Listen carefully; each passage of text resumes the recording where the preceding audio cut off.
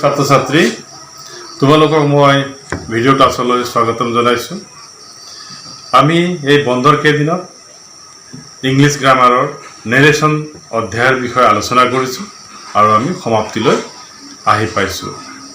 এক্সক্লামেটৰী sentence আলোচনা কৰাৰ পিছত নেৰেশ্যনৰ সম্পূৰ্ণ আলোচনা হৈছে, কিন্তু এক্সক্লামেটৰী সেন্টেন্সৰ আৰু এক ধৰণৰ সেন্টেন্স যোৱা ক্লাছত থাকি গৈছিলে, তাকে আমি আজি আলোচনা কৰিম। এক্সক্লামেটৰী সেন্টেন্স যেতিয়া হাউ বা হোৱাটেৰে আৰম্ভ হয়, হোৱাট আৰু হাউ এই দুই প্ৰশ্ন শব্দ, কিন্তু এই প্ৰশ্ন শব্দ প্ৰয়োগ কৰি প্ৰশ্ন সুধিব বিচৰা নাই। ইয়াত কোনোবা এটা বস্তুৰ বেছিকৈ প্ৰকাশ কৰা হৈছে। হোৱাট এ বিউটিফুল বাৰ্ড, কি ধুনীয়া চৰাই।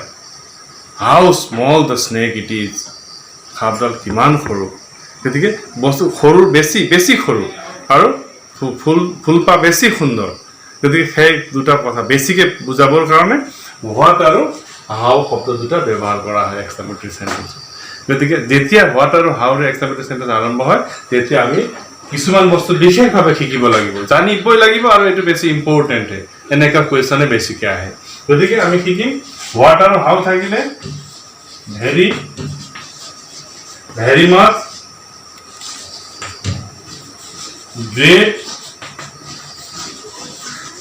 greatly আদি শব্দ ইনডাইৰেক্ট নেৰেশ্যনত যোগ দিব লাগে।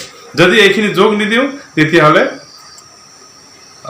বাক্যৰ প্ৰকাশ সম্পূৰ্ণ নহয়। যিটো আৱেগ প্ৰকাশ কৰা হৈছিলে সেই আৱেগটো সম্পূৰ্ণ প্ৰকাশ নাপায়। গতিকে তোমালোকে ভালকে মন কৰিবা যে হোৱাট আৰু হাউৰে আৰম্ভ কৰা যদি এক্সক্লামেটৰী সেন্টেন্স, যেনে এক নম্বৰ চোৱা, the girl said, what a beautiful flower it is.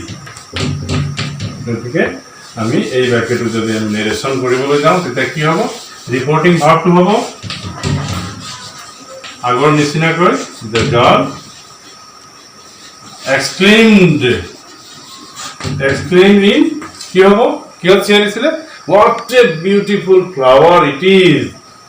what মানে বহুত বেছি সুন্দৰ। গতিকে আমি কি কৰিম? in surprise,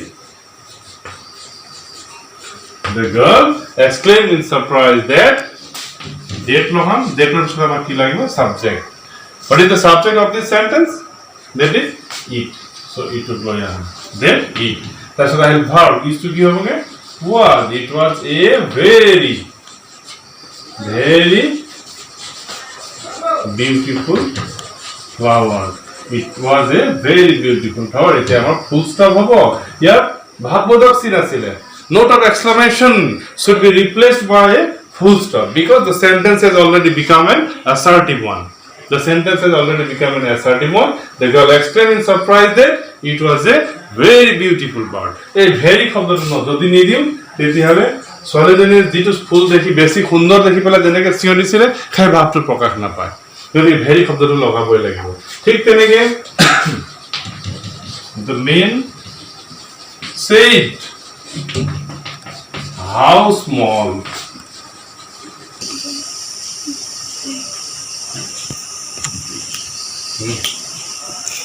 the man said, how small the snake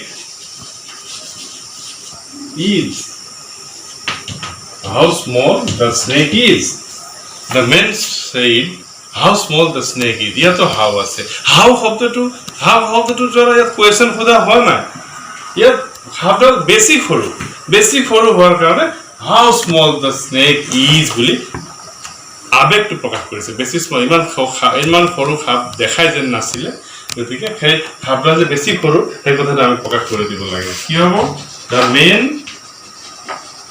cried out with surprise that আমাক সাবজেক্ট লাগিব। What is the subject of this sentence? The snake. So the snake was very small.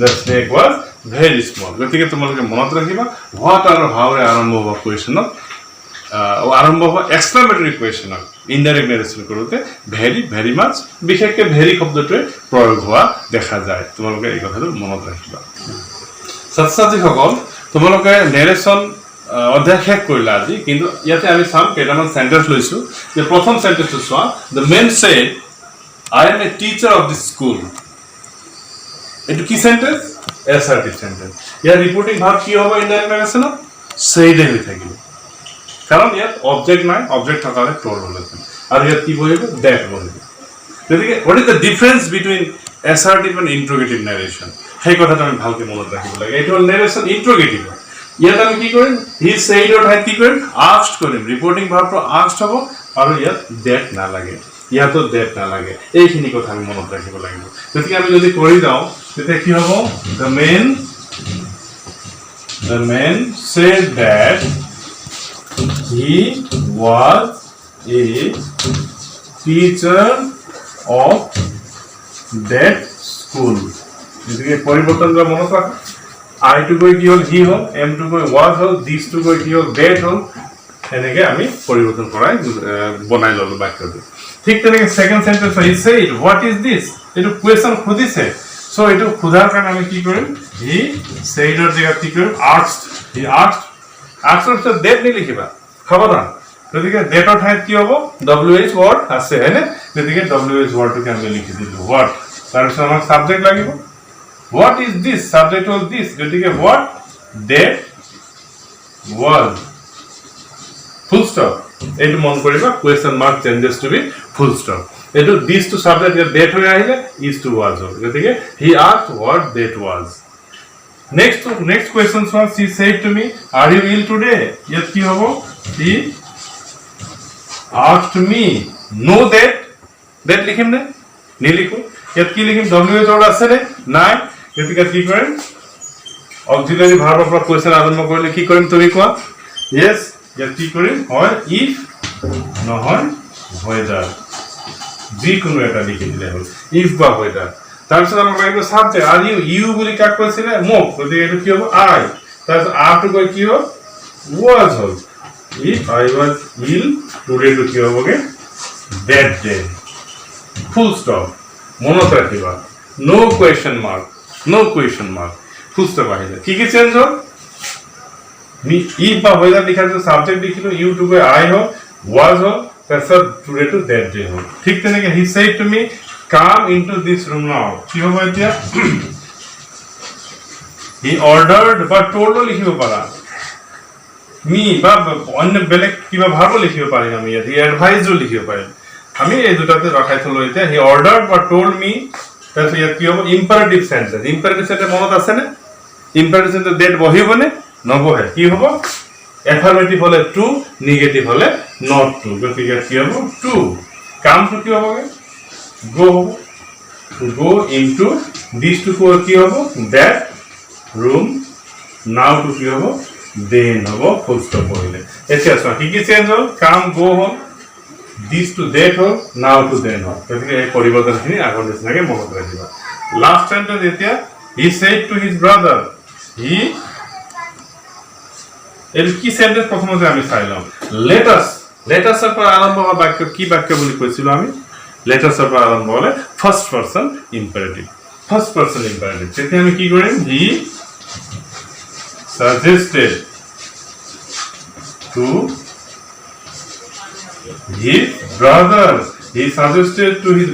that তাৰপিছতে হি and his brother মিলে কি হ'ব that they তাৰপিছত আমি কি এটা শব্দ ল'ম they should তাৰপিছত ভাৰ্বৰ পৰা লিখি যাম they should do আৱাৰটো কি হ'ল their work now to কি হ'বগে then গতিকে they should do their work then গতিকে এইটো হ'ল ফাৰ্ষ্ট পাৰ্চন ইম্পাৰেটিভ এতিয়া থাকিল মাত্ৰ দুটা চেণ্টেন্স অপটেটিভ আৰু এক্সক্লেমেটৰী গতিকে অপটেটিভ চেণ্টেন্সক আমি সাপোজ আমি বনাই ল'লো অপটেটিভ চেণ্টেন্স আমি লিখি ল'লো the man said to his brother that they should do their work now ইয়াত now হৈ আছিলে ভুল বখত গতিকে এইটো now to কি হ'বগে then হ'ব তোমালোকে এইটো মনত ৰাখিবা প্ৰথমবাৰ মই now লিখিছিলোঁ now to চেঞ্জ হৈ কি হয় then হয় তাৰপিছত আমি যাওঁ optative sentence the man said to me may you be happy. যদি আমি ইয়াত দেখিলো যে মানুহজনে উইচ কৰিছে, গতিকে কি হ'ব? দ্য মেন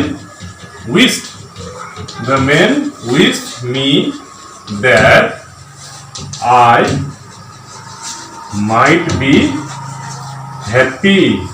এই কথাটো তোমালোকে এনেকৈ লিখি দিয়া, নেৰেশ্যন শেষ হ'ল।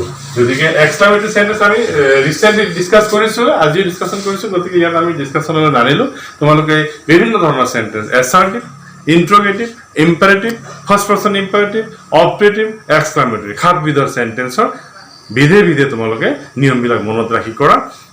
তোমালোকে পাৰিবা, শুদ্ধ হ'ব। আৰু যদি কিবা সকোজা থাকে আমাক তোমালোকে কুৱেশ্যন সুধিব পাৰা। Thank U.